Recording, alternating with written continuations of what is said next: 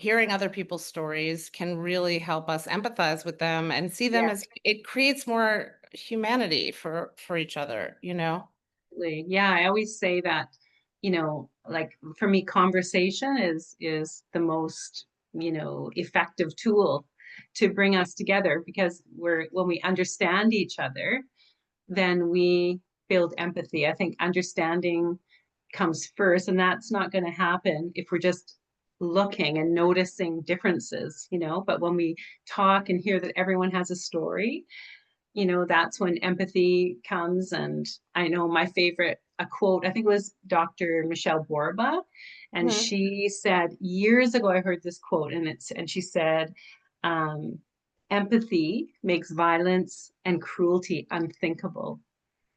And so I just think, wow, what a goal that is, If we can just increase empathy, then won't we be so much more peaceful and kind? So I think what you're doing is exactly that because when you talked about underrepresented communities, raising them up in these films that you're making and having people listen and perhaps think, wow, that's so much like me. That's like my background. And I wouldn't have thought Exactly. that before.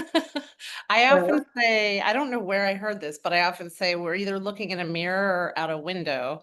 We're mhm. looking at ourselves, someone who's similar that validates us, or we're looking at, someone new who it might be different, but learning from their experience. And Mm, yeah, mhm. and I will say that we're not just going in and like making these stories about someone else. It's their story. They're telling it. It's their words, and they're involved. We try to be very collaborative with everybody on their own stories. So like when we make our short films, the subjects in them are very much we call them participants, not subjects. So they're Mhm. they're they're helping create their own stories. We're not, doing it for them.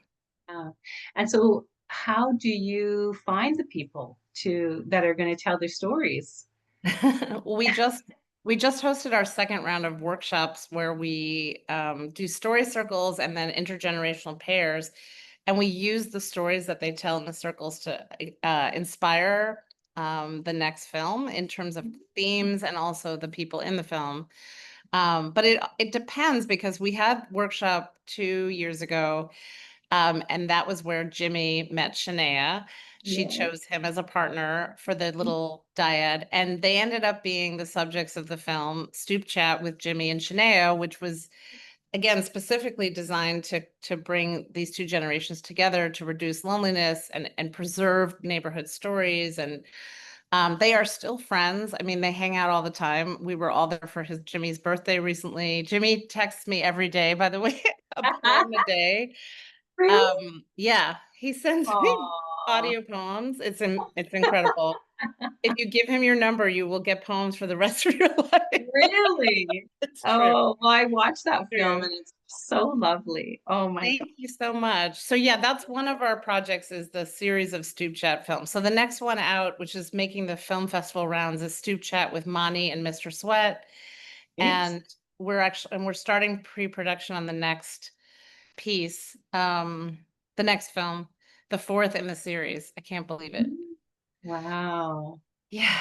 And so you just put out like an ad, like you kind of advertise that you're having these workshops and people sign up to come. Is that what happened? Um, well, we don't even do an ad. We send it to our newsletter list. We put it all across social media, and then we actually partnered with several organizations. I mean, we started doing outreach 4 months before with lots of groups to try to get as diverse an audience as Mm, possible and audience participants, um, and to make sure we had the right age group. It's tricky. It's very tricky.